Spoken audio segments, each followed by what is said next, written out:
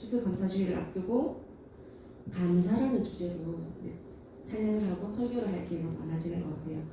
우리가 감사라고 하면 뭔가 나에게 몽글몽글한 마음이 생기거나 큰 사랑을 받았거나 또 누구에게 감사할 만한 은혜를 입었거나 이런 일이 있을 때 우리가 감사라는 감정을 느끼게 되는데, 오늘 우리가 살펴보는 시편 100편의 말씀이야말로 감사, 찬양, 하나님을 향해 노래함 이런 것들을 대표적으로 보여주는 시편이라고 볼 수 있습니다. 5절에 보면 왜 우리가 하나님을 찬양하고 하나님께 감사하는지, 다른 이유가 아니라 하나님이 선하시고 그 선하심이, 그 인자하심이 영원하신 분, 그런 분이라는 걸 우리가 알고 그것을 알게 되었을 때 그 알의 깊이만큼, 깨달음의 깊이만큼 하나님을 높이고 찬양할 수밖에 없다라는 결론을 이야기하고 있습니다. 여러분이 알고 계시는 하나님은, 나의 하나님은 어떤 하나님이신가요? 하나님 나를 위로하시는 분이십니다. 언제나 나와 동행하시며 나를 인도하는 분이십니다. 내가 절망 가운데 있을 때 나를 건져내시는 분이십니다. 우리 이런 여러 가지 그런 경험들이 있잖아요. 이 시편이라는 책 자체가 성경에서 가장 많이 읽히는 책 중에 하나이고, BC 2세기경이면 지금의 형태로 시편이 완성이 되었다고 작가들은 이야기를 하는데, 초기 유대교 회중에게 이 시편은 얼마나 중요했냐면, 뭔가를 노래하고 찬송하고 예배드릴 때, 기도할 때 항상 필요했던 책이에요. 회중들이 예배를 드리기 위해서 노래의 가사로 사용하고, 그리고 찬송하고 이 가사로 기도를 드릴 때 쓰여졌던 책이라는 것입니다. 그리고 유대교에서 이제 그리스도교로 이렇게 넘어오는 초기 그리스도인들에게도 그들의 신앙을 표현할 때, 나의 하나님 나에게 이런 구원의 하나님이십니다. 놀라운 능력의 하나님이십니다. 그것을 표현할 때 쓰여졌던 책인 거죠. 근데 신약에도 보면 구약을 정말 많이 인용하고 있어요. 기억이 나실 겁니다. 최소 104회 이상 인용이 되었다고 얘기를 하는데, 그 당시 그리고 그들이 신앙하던 하나님에 대한 종교적인 경험들을 표현하는 데 사용되었다고 얘기하는 것이죠. 오늘 우리가 시편 100편에서 보는 것과 같은 감사의 찬양이 있고, 그리고 또 억울한 가운데, 절망 가운데 하나님께 탄원하는 시, 그리고 하나님에게 구원을 요청하는 시, 자기의 답답함을 토로하는 시, 그리고 하나님이 왕되심을 선포하는 시, 또 지혜, 문학으로서의 시, 이런 것들로 구성이 되어지고 있습니다. 그런데 이 수백 년간 이 시편이 지속되어 오면서 지금 우리 현재 찬송가에도 보면 이 시편의 가사들로, 아니면 현대의 경배와 찬양곡들도 시편의 가사로 되어진 곡들이 정말 많잖아요. 시를 짓고 노래하는 사람들에게 영감을 주는 그런 책으로 계속 저희에게 쓰여지고 있는 것입니다. 그래서 초기 유대교인들이 그리스도교로 넘어가는 과정 가운데 중간 역할을 하면서 공동의 하나님 경험을 노래하게 하는 그런 자료였다라고 학자들은 이야기하고 있습니다. 오늘 우리가 나눌 이 시편 말씀에서 제가 가장 제 마음을 뛰었던 건 뭐냐면, 우리가 하나님을 늘 예배합니다.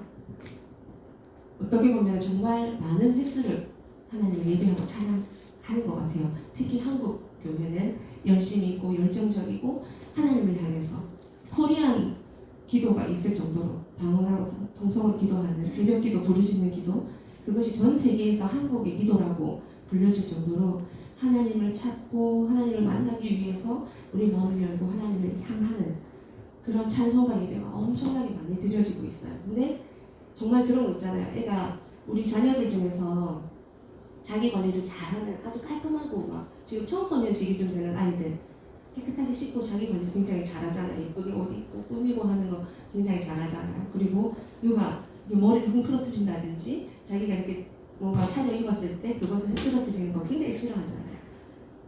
부모의 터치도 사실은 민감할 때가 있을 수 있어요. 근데 우리 좀 어린 아이들 한번 생각해 보면 좋겠어요. 한 2, 3학년 이런 아이들, 유치원생들, 어린이집 마치고 놀이터에서 만약에 실컷 뛰어놀았어요. 너무 신나게 뛰어놀았어요. 그러면 그 아이들이 집에 올 때쯤 되면 어떻게 되나요?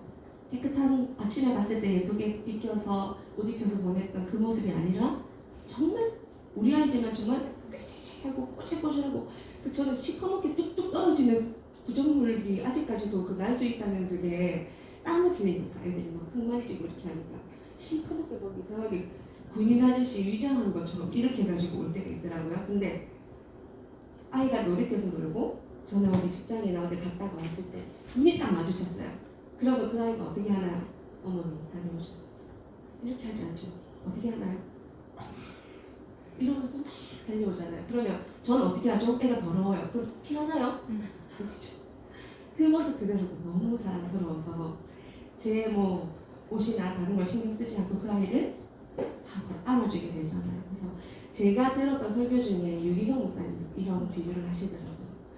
정말 깔끔하고 자기 관리가 잘 되는 자녀도 사랑스럽지만 정말 이 부모를 향해서 자기의 전부를 내어놓고 그 기쁨과 환희에 찬 얼굴로 자기의 모습이 어떠함을 생각지 아니하고 달려들어서 안기는 자녀, 그 자녀를 안으시는 하나님의 마음, 그 기쁨, 그것이 지금 이야기하는 즐거이 찬송할지어다.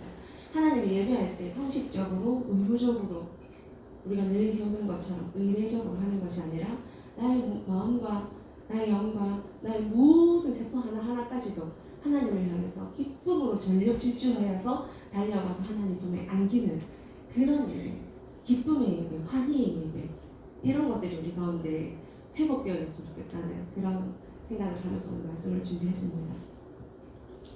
여러분들이 지금 보시는 시편 말씀은 1절부터 이야기하고 있어요. 온 땅이여라고 이야기하거든요. 예배 훈련이 잘 된 성가대원 여러분이라고 얘기하지 않아요. 온 땅이여, 이 땅에 존재하는 모든 생명이지, 모든 존재는 하나님 앞에 그렇게 예배하는 존재이다라고 이야기합니다. 그리고 4절부터 5절은 성전 안에 있는 예를 들면 성가대라든지 그런 분들이 이제 들어오는 회중들을 향해서 응답하는, 우리 하나님 이런 분이시지, 우리가 막 하나님 즐거이 주님을 찬송합니다 하고 달려 들어갈 때 거기서 화답하는 말로 하나님은 선하시고 인자심이 영원하십니다라고 화답을 주고받듯이 하는 그런 형식의 시편이라고 이야기를 하고 있습니다. 우리가 하나님을 섬긴다라고 하면 보통은 사역자, 대표적으로 목사님, 전도사님 아니면 이런 분들을 생각할 수 있잖아요. 근데 이 섬긴다는 의미 자체는 하나님을 공경하는 마음, 경외하는 마음으로 그의 진리의 말씀을 따르는 것, 계명을 따르는 것으로 넓은 의미로 생각할 수 있고요. 그 좁은 의미로는 우리가 방금 생각했던 예배에 참여하는 것, 예배 드리는 것, 제자 훈련에 참여하는 것, 소그룹에 참여하고 뭔가 우리가 맡은 봉사를 하는 것, 이렇게 국한이 되어질 수 있다는 거죠. 그런데 저는 그 1절에 있는 즐거이 찬송할지어다라는 부분에 좀 저희가 여러 가지 번역을 찾아서 한번 나누고 싶었어요. 제가 찾아왔습니다. 즐거운 찬송을 부를지어다라고 구역 개정에 되어 있는 부분이 공동 번역에는 온 세상이여, 온 땅이여가 온 세상이여라고 되어 있고, 야훼께 환성을 올려라, 마음도 경쾌하게 야훼를 섬겨라. 경쾌함이라는 단어가 번역이 되어 있더라고요. 그리고 기쁜 노래를 부르며 그분께 나아가라. 그리고 새 번역에는, 표준 새 번역에는 어떻게 되어 있냐면 온 땅아 주님께 환호성을 올려라. 우리 환호성 지를 때 있잖아요. 너무 기쁨과 환희가 가득 차서 터져나오는 소리, 환호성. 그 환호성으로 주님 앞에 나아가라, 이렇게 나와 있고, 흥정역 고전에는 어떻게 되냐면 모든 땅들아 너희는 주께 즐거이 소리치자, 환호성, 소리치, 이렇게 얘기하고 있습니다. 그래서 제가 읽었던 책 중에 그 힐송처치가 되게 찬양으로 유명하잖아요. 호주에 있는 힐송처치. 거기에 부부가 목회를 하시는데 달린책이라는 여자 목사님이 익스트라베이건트 워십이라는 책을 낸 적이 있었어요. 근데 이게 무슨 뜻이지라고 사람들이 되게 궁금해했는데, 이게 뭐냐면 예배에서 우리가 보통 이렇게 정제된 마음으로 아주 차분하게 격식에 맞춰서 예배를 드리는 것이 아니라 아까 그 꼬질꼬질한 아이의 감정처럼 하나님을 향해서 어떤 경계를 넘어서는 수위의 기쁨과 환희로 하나님을 향해서 달려가는 그런 넘치는 예배, 그런 뜻으로 어떻게 보면 사치, 낭비 이런 뜻도 있는데, 우리를 향하신 하나님의 마음은 그 팀켈러 목사님의 탕부 하나님이라는 제목에서 보여주듯이 우리를 향한 하나님의 마음은 정말 경계가 없이 쏟아내시는 한량없는 하나님의 사랑과 은혜라는 거죠.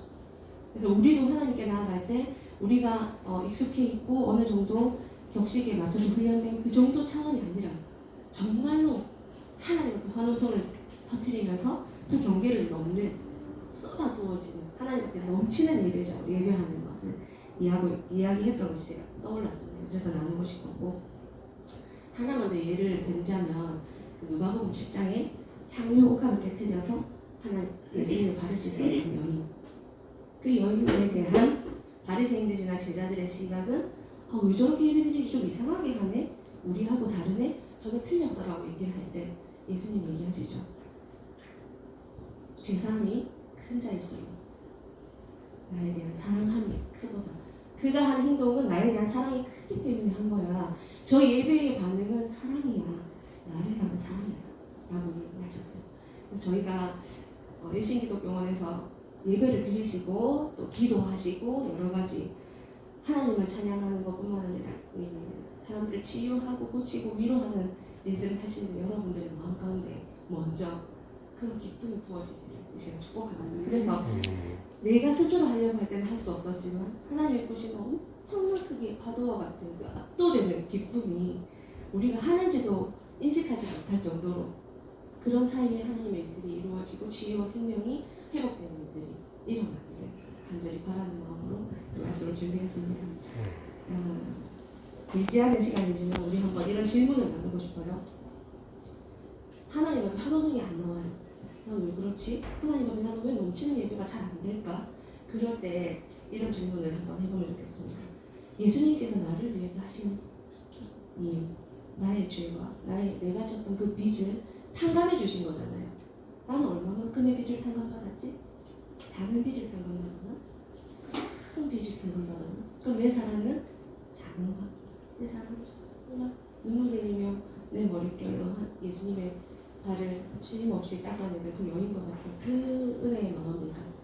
그런 질문이 하나 떠올랐고, 그리고 내가 지은 죄를 대속하셨던 그 주님의 고통, 그러나 그 주님은 고통의 크기를 나에게 묻지 않으시고 얼마나 나를 향해 넘치는 관대함으로 오래 참으심으로 나를 사랑하시는가.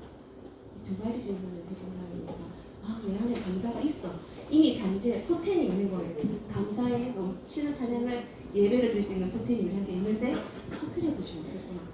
그렇다면 이후의 나의 삶 가운데 드려지는 예배에는 내가 회중이나 다른 분들을 너무 신경 써서 하지 못했다면 이제는 정말 내가 터뜨려서 내 주변의 분들도 그런 감사로 터뜨리고 환호하는 예배가 더 많이 드려질 수 있으면 좋겠다고 그렇게 생각을 했습니다.